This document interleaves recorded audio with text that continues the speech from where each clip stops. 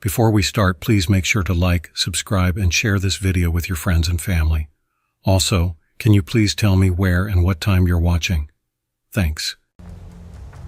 Morning, sunshine, a gruff voice muttered directly into my ear, followed by a sharp nudge to my shoulder. I rolled over and rubbed my eyes, having just woken from what was arguably the deepest sleep I'd had in weeks. I checked my watch and promptly let out a quiet string of curses. Forgot to set my alarm, I muttered in defeat. The man standing over me was my bunkmate, a salty old sailor named Hudson. His long gray beard and weathered face spoke of countless years at sea, and he was built like a barrel of whiskey to match. "Aye," he replied, steadying himself as the ship rocked. I nearly fell off the edge of my bunk, noticing that half my belongings were scattered across the room. "Lucky for you, the weather's too rough to work on deck. You've got the evening off," he added with a chuckle. "Few of the gents are having a card tourney in the mess hall." "I'll save you a spot," he said before leaving. I groaned as I got up, grabbing a shirt from the floor and pulling it on while retrieving my phone, which had somehow slid completely under the bed. I stepped into the hall, balancing myself as the ship tilted heavily again. Several crew members were chatting nearby and greeted me as I passed. Another tilt of the ship produced an audible creak that echoed down the corridors. Despite the vessel's immense size and proven seaworthiness, storms always made me uneasy. It was a fear I hadn't shaken even after a full year aboard. I chalked it up to still being relatively new. Voices echoed from up ahead as I reached the mess hall. 4 lunchroom-style tables were occupied by my shipmates, each engaged in various activities, from reading to card games to devouring leftovers from the earlier meal. Hudson was at a table at the far end, waving me over. Douglas and Connie, 2 crew members I had gotten to know during my time on the ship, were there too. Several others were present, though I barely remembered most of their names. "Ah, Sleeping Beauty has arrived," Hudson quipped. I responded with an exaggerated bow, earning an equally exaggerated round of applause from the group, which even drew glances from a nearby table. Douglas slid me a pre-dealt hand of cards, and the game began. It was a variation of poker played with salvaged bottle caps as chips, a simple pastime that ate up much of our free hours. Douglas cleaned house on the first hand, leaving the rest of us tossing our cards onto the table with exaggerated groans. "Another day, another win," he boasted. The next hand followed the same pattern, to our collective dismay. However, the lighthearted atmosphere was abruptly cut short by a crackling announcement over the intercom. "All crew to cabins. All crew to cabins. Lights out in 30, an exhausted voice ordered.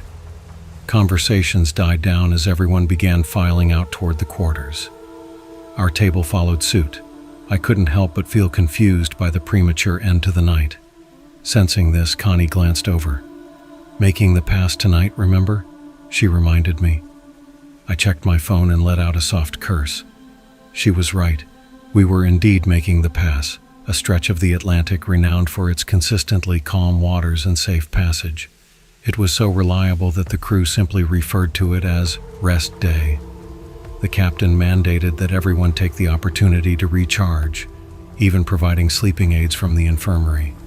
No one objected, of course. After all, the second half of the voyage promised to be just as grueling, if not more so. The captain was well respected, and no one on the crew would pass up a guaranteed 10 hours of solid slumber in what was otherwise a sleepless environment. Unfortunately, the medication had been distributed earlier in the day, something I'd missed after catching up on rest from the prior evening. "Think the infirmary's still open?" I asked Hudson, already anticipating his reply. "Nay, rest day for them too," he muttered. When we reached our cabin, Hudson closed the door and flopped onto his bunk on the opposite side of the room. Fishing a small bag of pills from his pocket, he also retrieved a bottle of apple juice, one I'd seen rolling across the floor for the past week. Without hesitation, he dropped the medication into the juice and drained the bottle in a single gulp. I cringed at the sight but kept my thoughts to myself. "See you on the other side, lad," Hudson said with a mock salute. Settling in, He pulled a book from beneath his blanket, removed the bookmark, and resumed reading. Meanwhile, I grabbed my phone and lay back, launching a chess game against the computer. Sleep wasn't in the cards for me. After a couple of matches, the sound of snoring erupted from Hudson's bunk. Glancing over, I saw him deep in slumber, still clutching his book. I pocketed my phone with a sigh, fully aware that sleep wouldn't come for me anytime soon. In fact, lying down only seemed to make me more alert, likely a result of my extended nap earlier. With nothing else to do and a desire to avoid staring at my phone for 9 hours, I decided to take a smoke break. I wasn't much of a smoker, but I kept a single pack for times like this, when boredom left me no other options. Proof of that was the fact the pack had lasted over a month and was still half full. I retrieved the carton and a lighter from my locker before quietly leaving the cabin and heading topside. The ship was no longer rocking, not even slightly, indicating we'd passed through the rough weather and reached calmer waters.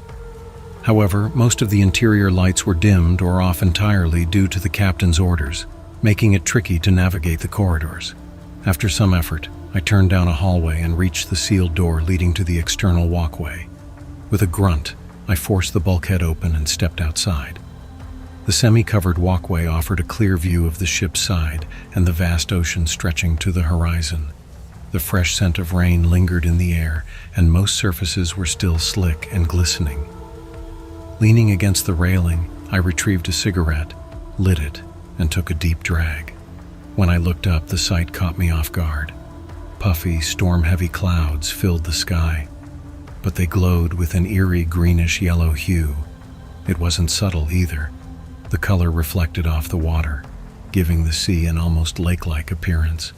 The sun, about 2 hours from setting, enhanced the strange tint, casting the ship in the same sickly greenish glow.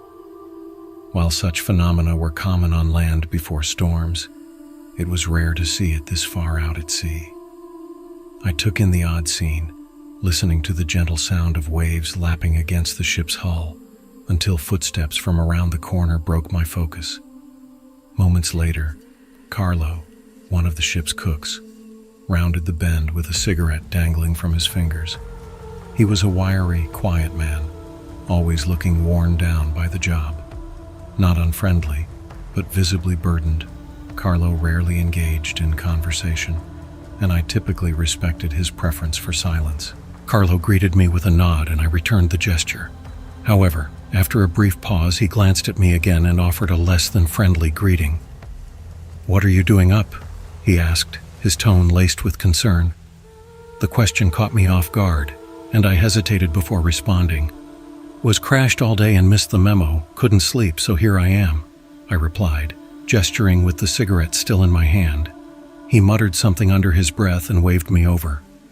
"Follow me," he ordered, sounding both exasperated and urgent as he turned back toward the ship. I waited a moment, unsure, before eventually following.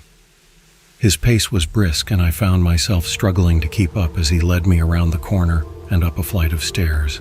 "So what exactly am I missing here?" I asked, slightly out of breath. Carlo shook his head without slowing down. "Cap will explain it better than I can," he replied curtly. After ascending another set of stairs, we entered a carpeted common area lined with doors.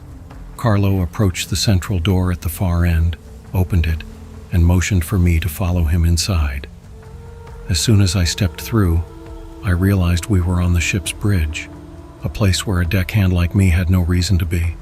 The captain, a surly man with stubble and noticeable bags under his eyes, sat in a chair near the front, staring intently out the window.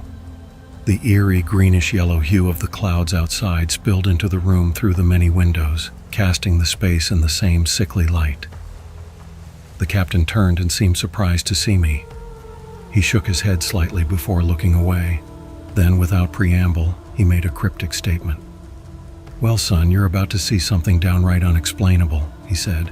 He glanced at a nearby navigational screen before turning back to me. "We've got a few miles left before we're fully in the pass. Suppose you deserve some explanation before then," he added, motioning to an empty chair. I sat down, my breath catching as I awaited his next words. This stretch is something generations of sailors have come to call Morning Pass.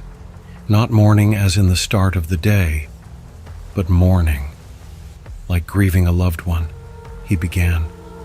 He paused briefly, his gaze fixed on the window. While this area is safe for a ship like ours, many vessels back in the day weren't so fortunate. This stretch of water claimed a lot of souls, he continued. And because of that, well, it's haunted. That's the word for it, I suppose. He fell silent again, seemingly gathering his thoughts before speaking with renewed urgency. The reason we have you all sleep through this isn't about rest. That's nonsense. It's because this area has a way of messing with the minds of anyone who sees it.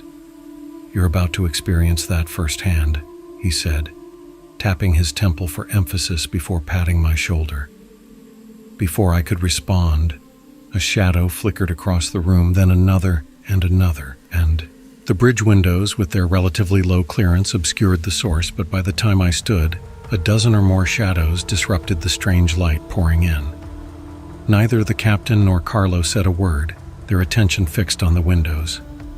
Noticing a door leading to an exterior walkway to my left, I stepped over and swung it open, stepping into the salty air. Looking up, I froze. The sky above us was dotted with countless dark masses, small and numerous, hundreds, if not more. The shapes above didn't resemble birds or anything remotely familiar. Unmoving against the sickly green sky, they were unsettlingly alien. As I squinted to make sense of them, trying to discern their outlines, I felt a tap on my shoulder. Carlo stood there, extending a pair of binoculars toward me. Without hesitation, I took them, adjusted the focus, and directed my gaze at the strange objects overhead. What I saw sent a chill down my spine. They weren't birds. They weren't anything I expected. They were people. Hundreds upon hundreds of featureless silhouettes, suspended motionless in the sky. I stared for a long moment, then lowered the binoculars, shaking my head as if to clear the thought. Surely I was wrong. Surely those weren't people. I readjusted the focus and looked again, my stomach sinking as I realized I wasn't mistaken. They were human forms, alarming in their clarity, and now there were even more of them. Silently, I handed the binoculars back to Carlo and retreated inside the bridge, sitting back down near the captain. He reached out a hand, a simple gesture of reassurance, which I reluctantly accepted. "Name's Lon," he said after a pause. "What's yours, son?" "Adrian," I replied quietly. Lon nodded, his expression softening as he noticed the cigarette still in my hand. "Well, Adrian, care for a smoke?" he offered. I nodded, pulling out the carton and handing one to him. The three of us stepped outside, though I hesitated briefly at the threshold. Lon, already on the deck, gestured toward the sky with a chuckle. "They're a bit spooky, aren't they?" he said lightly. "But don't worry. They'll stay up there for now." Reluctantly, I joined them. We passed around the lighter, igniting our cigarettes as we stared at the unearthly scene. Lon finished his quickly, dropping the butt to the rain-soaked deck where it sizzled underfoot. With a deep breath, he continued his explanation. "Sailors say those are the souls of the ones who perished here, lost while searching for rescue they'll never find." He paused, glancing upward. "And when we living pass through, they think we might be that rescue." I didn't respond. I finished my cigarette in silence, the weight of his words settling heavily over me. Then, the silence was broken. At first, it was a faint, almost imperceptible hum. Gradually, the sound grew louder, filling the air until it became a full chorus. It resembled a choir holding a singular, unwavering note, hauntingly perfect and seamless. Yet, if you listened closely, you could detect the faintest individuality within the collective voice. The sound was not natural. It couldn't be. Nothing in the middle of the ocean, human or otherwise, could produce a sound so saturated with indescribable sorrow and hollow beauty. We stood there, motionless, listening. Whether it was fear, awe, or something else entirely that kept us silent, I couldn't say. But the chorus shifted. The pitch began to rise, first slowly, then faster. The sound intensified, reaching a level that set my nerves on edge. Carlos sighed heavily, breaking the spell. "Well, that's our cue," Lon declared with a weary tone, motioning toward the door. I didn't need further prompting. I stepped back into the bridge, Carlo following closely behind. Lon took a moment longer to ensure the door was securely latched before joining us. "What happens now?" I asked hesitantly, my voice barely above a whisper. Carlo scratched his head, seeming to deliberate over his words. "Well," he said finally, "no way to sugarcoat it. It's about to get pretty damn scary in a few." With that, he turned and exited the bridge, leaving Lon to review the various screens scattered across the console. The engine noise reverberated through the control room, a dull roar that seemed almost comforting compared to the cacophony outside. Carlo moved with purpose, weaving through the maze of machinery and consoles as I followed closely behind, still shaken by what I had just witnessed, or rather what I had barely managed to escape from. He stopped at a large control panel, its surface cluttered with dials, levers, and flashing lights. Without hesitation, Carlo began flipping switches and turning knobs, his focus razor-sharp despite the chaos unfolding above. I stood nearby, unsure of how to assist, my ears still ringing from the deafening symphony of crashes and wails that had pursued us down the stairwell. "What the hell was that?" I finally blurted, my voice barely cutting through the noise of the machinery. Carlo didn't answer immediately. His hands worked methodically, and his face was a mask of concentration. Eventually he paused, letting out a deep breath before turning to face me. "That, Adrian," he said grimly, "is why we're supposed to stay asleep during the pass." I stared at him, struggling to process his words. "But the banging, the screaming, what's outside those doors?" He hesitated, his eyes narrowing slightly as if weighing how much to say. "Not what, but who, or what's left of them," he replied. "You saw the silhouettes, right? The ones in the sky?" I nodded, my stomach sinking. "Same thing here," he continued. "Lost souls, or whatever you want to call them. They don't like being ignored, and they'll do whatever they can to get your attention. That's why we lock the hatches and keep everyone out of sight. If you hadn't been there, you might have let one in." His words sent a shiver down my spine. I thought back to the door, the faint cries that had almost convinced me to open it. "What happens if you do?" I asked hesitantly. Carlo shook his head, his expression dark. "You don't want to find out.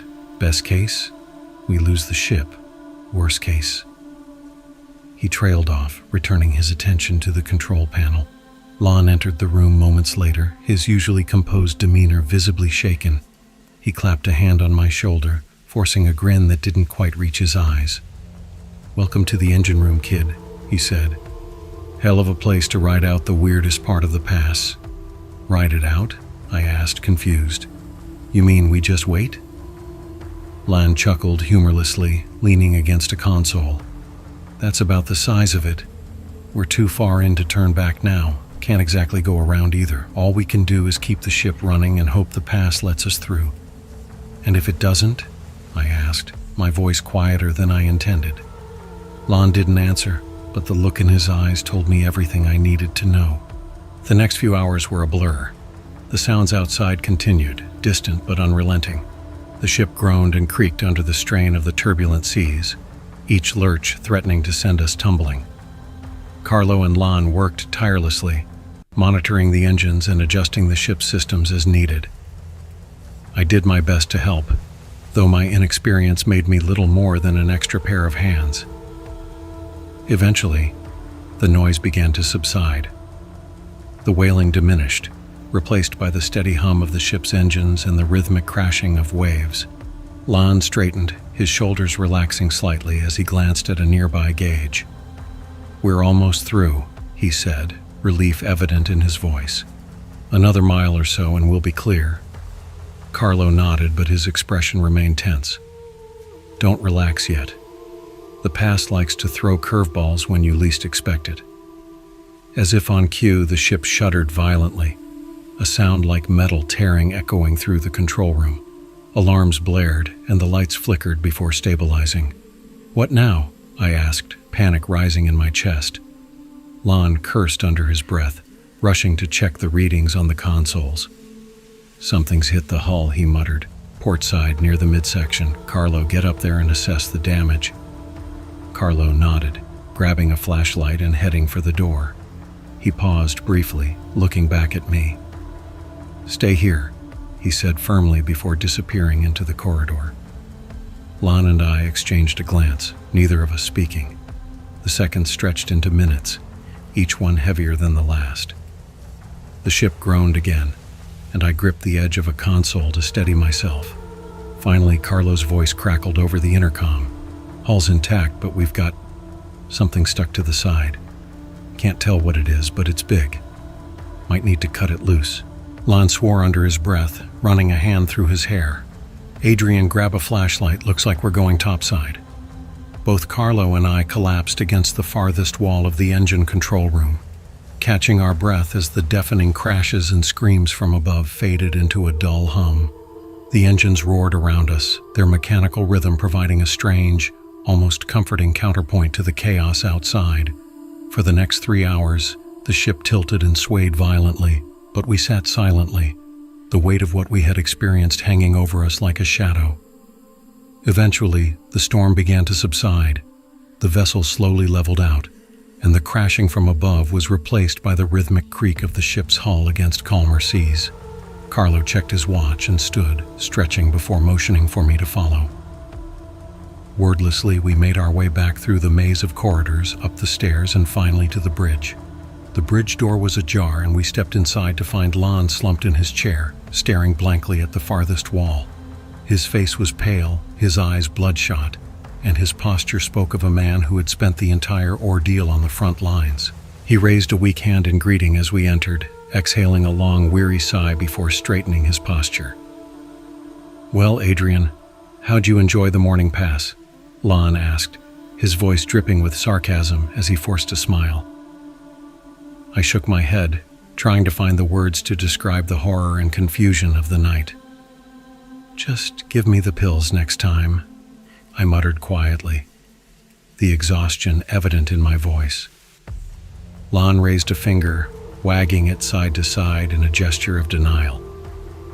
"Hate to break it to you, son, but that's not exactly an option," he said. "You can't. They won't let you." His tone carried a weight that suggested the subject wasn't up for debate. "I'll save you the explanation," he added, his voice softening. "You've already been through enough tonight. Go get some rest. Wake-up calls in a few hours." He offered a sympathetic smile, though it did little to ease the unease settling in my chest. I nodded silently and turned to leave, my body heavy with exhaustion. As I reached the stairs, Lon called out one last time. "And Adrian," he said, his voice carrying a note of warning, "maybe keep all this to yourself. Best to keep this between the initiated, yeah?" I glanced back to see him chuckle weakly before slumping back in his chair. With no energy to question further, I nodded again and made my way down the stairs, through the corridor, and back to my bunk. The moment my head hit the pillow, I was out, though the sleep that followed was restless. When I awoke hours later, it was to Hudson shaking me gently. "Almost slept in again, sunshine," he joked, his usual cheerful demeanor softening when he saw my face. "Golly, you look like you didn't sleep a wink. Everything okay?" I considered telling him everything that had happened during the morning pass, but I quickly dismissed the idea. "Yeah, that about sums it up," I replied weakly. Hudson shrugged, clearly unconvinced, but unwilling to press further. He turned to prepare for the day's shift, and I followed suit, donning my uniform and heading out to perform my duties as though it were any other day. But it wasn't. From that night forward, my dreams were haunted by the figures I had seen suspended in the sky and the desperate cries that echoed through the corridors.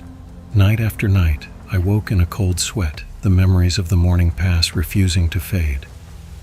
Each month, as the ship prepared to traverse that cursed stretch of sea again, my dread grew. The nightmares only subsided, if only briefly, after each journey through the pass, as though the experience itself offered some twisted form of catharsis. In the 5 years since that first morning pass, I've endured it 72 times. It never gets easier, though I found some grim solace in the routine. The months with multiple passes are often the most bearable. They leave less time for the dread to fester. Whether this account serves as a cautionary tale or a coping mechanism, I can't say. All I know is that in an hour I'll be crossing the pass for the 73rd time, and there will be many more to come.